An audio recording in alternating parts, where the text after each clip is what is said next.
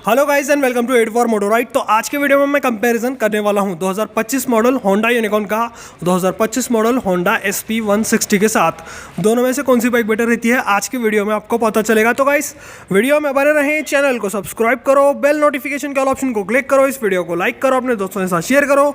तो चलिए video start करते हैं। चैनल को सब्सक्राइब करें, बेल नोटिफिकेशन के ऑप्शन को क्लिक करें ताकि मेरे सारे वीडियोस की नोटिफिकेशन आप तक पहुंचे। सबसे पहले अपन बात करेंगे प्राइसिंग की। अगर आपको होंडा ब्रांड का कोई भी प्रोडक्ट खरीदना हो तो आप अंजलि होंडा उदगीर शोरूम को कांटेक्ट कर सकते हैं या फिर विजिट कर सकते हैं। इनका कांटेक्ट नंबर और गूगल मैप लिंक आपको डिस्क्रिप्शन सेक्शन में मिल जाएगा। और यहाँ पर Honda Unicorn 2025 model on road पड़ती है 1,41,000 रुपये के प्राइस पर, और Honda SP 160 2025 model single disc variant on road पड़ता है 1,49,000 रुपये के प्राइस पर। दोनों बाइक के अंदर 8,000 रुपये का डिफरेंस देखने को मिलता है। ये 8,000 सस्ती है और ये 8,000 महंगी है। बाकी दोनों में से कौन सी बाइक बेस्ट रहती है आज के वीडियो में आपको पता चलेगा।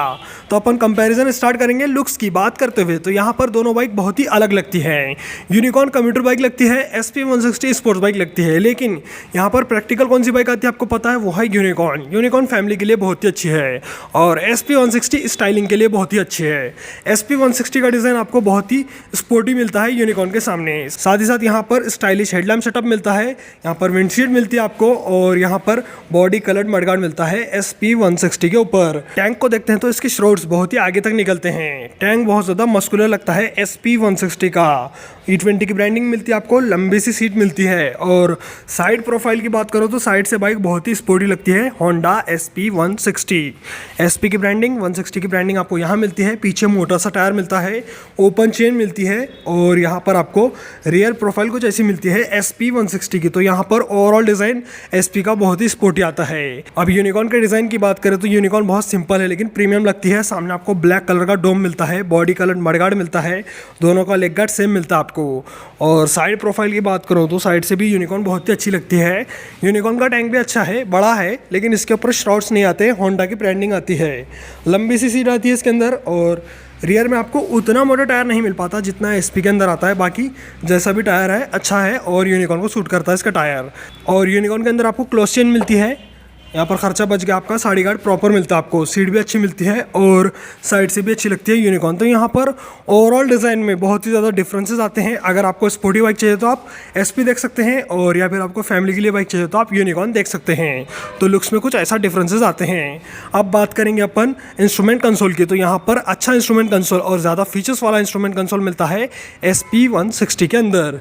SP के अंदर आपको देखने को मिलता है फुल्ली डिजिटल मीटर, और इसके अंदर आपको इन्फॉर्मेशन अच्छी मिलती है जैसे कि speedometer, odometer, trip meter, fuel gauge, tachometer मिलता है, गियर पोजीशन इंडिकेटर है, लाइव माइलेज, और यहाँ पर आपको देखने को मिलती है battery voltage, side stand indicator, low beam, high beam light, engine check light और इंडिकेटर लाइट जैसे फीचर्स मिलते हैं।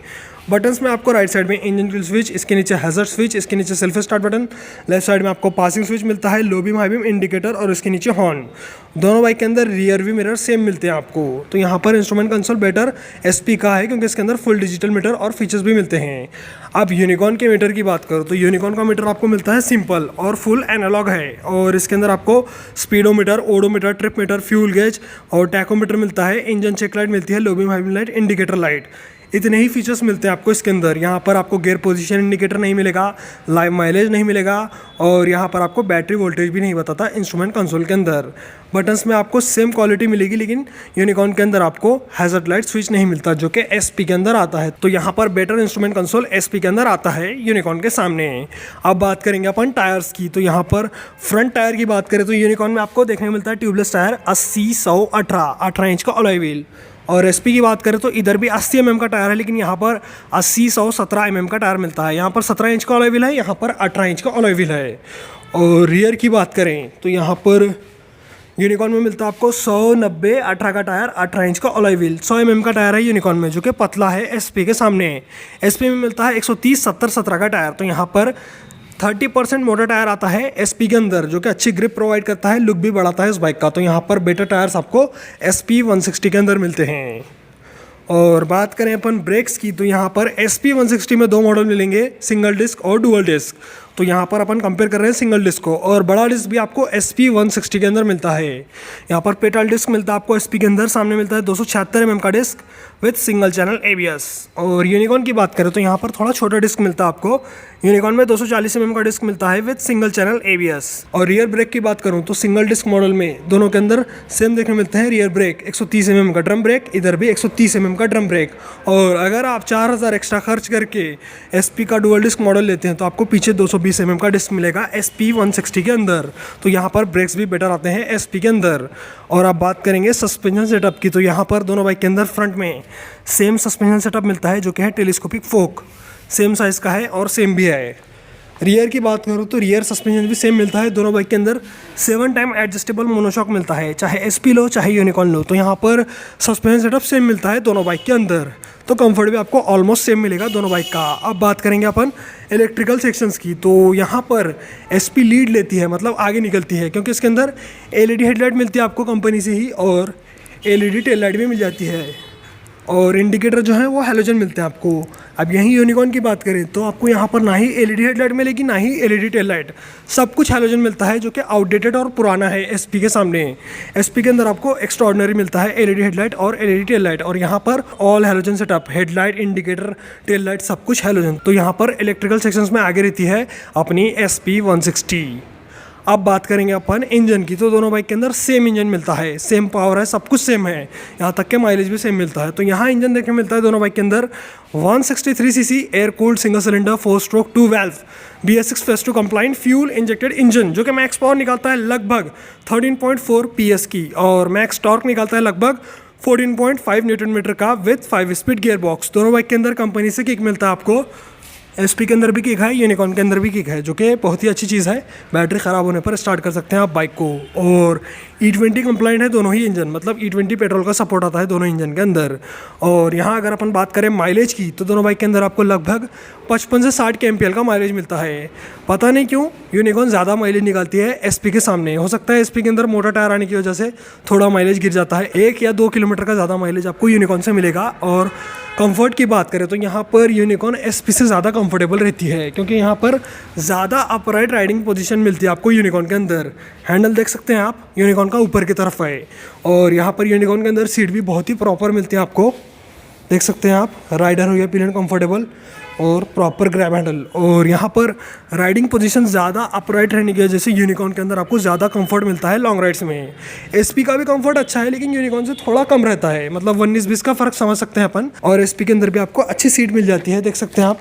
कुशनिंग भी अच्छी है, लंबी चौड़ी सीट है, लेकिन पीछे वाली सीट ज़्यादा ही ऊपर है।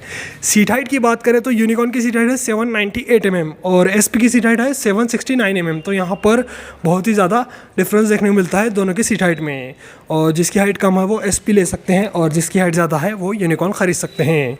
ग्राउंड क्लियरेंस की बात करें तो SP में थोड़ा कम आता है ग्राउंड क्लियरेंस, जो कि है 177 mm with main stand, side stand, engine cut off sensor. और यूनिकॉर्न की बात करें तो यूनिकॉर्न के अंदर आपको ज़्यादा ग्राउंड क्लियरेंस मिलता है, जो कि 187 mm with main stand, side stand, engine cut off sensor. तो यहाँ पर ज़्यादा ग्राउंड क्लियरेंस यूनिकॉर्न के अंदर आता है, जो कि ज़्यादा प्रैक्टिकल है।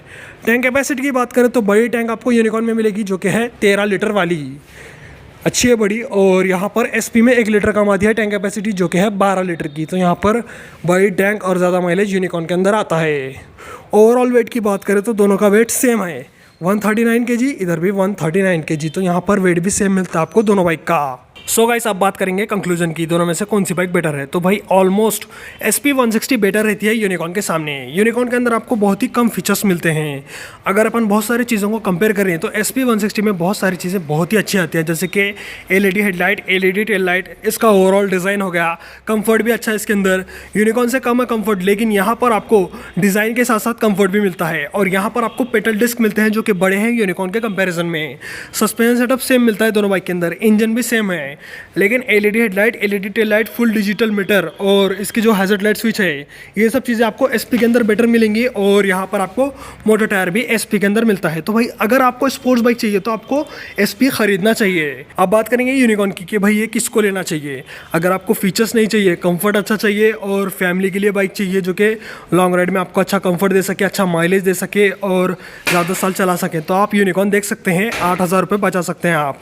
SP के अंदर बिल्ड क्वालिटी इतनी अच्छी नहीं आती जितनी यूनिकॉर्न के अंदर आती है। यहाँ पर आपको मेटल टैंक मिलता है, वहाँ पर प्लास्टिक टैंक मिलता है। यहाँ पर बेटर बिल्ड क्वालिटी है और आफ्टर सेल सर्विस और जो पार्ट्स हैं इसके जल्दी मिल जाते हैं आपको SP के सामने। लेकिन इसके अंदर थोड़े बहुत फीचर्स कम आते हैं। लेकिन 1,41,000 रुपये में ये भी बाइक अच्छी है और 1,49,000 रुपये में वो भी बाइक अच्छी है। और अगर आप यूनिकॉर्न छोड़कर SP लेना चाहते हैं तो सिर्फ 8,000 रुपये का डिफरेंस आता है और 8,000 रुपये में आपको बहुत सारे फीचर्स मिल जाते हैं SP के अंदर। तो गाइस आज के वीडियो में मैंने आपको Honda SP 160 2025 model versus Honda unicorn 2025 model का कंपैरिजन दिया। आपको वीडियो कैसा लगा कमेंट सेक्शन में बताना। ऐसे ही वीडियोस देखने के लिए चैनल को सब्सक्राइब करो, बेल नोटिफिकेशन के ऑल ऑप्शन को क्लिक करो, इस वीडियो को लाइक करो, अपने दोस्तों के साथ शेयर करो। आज के वीडियो में इतना ही, चलता हूँ, गुड बाय गाइस।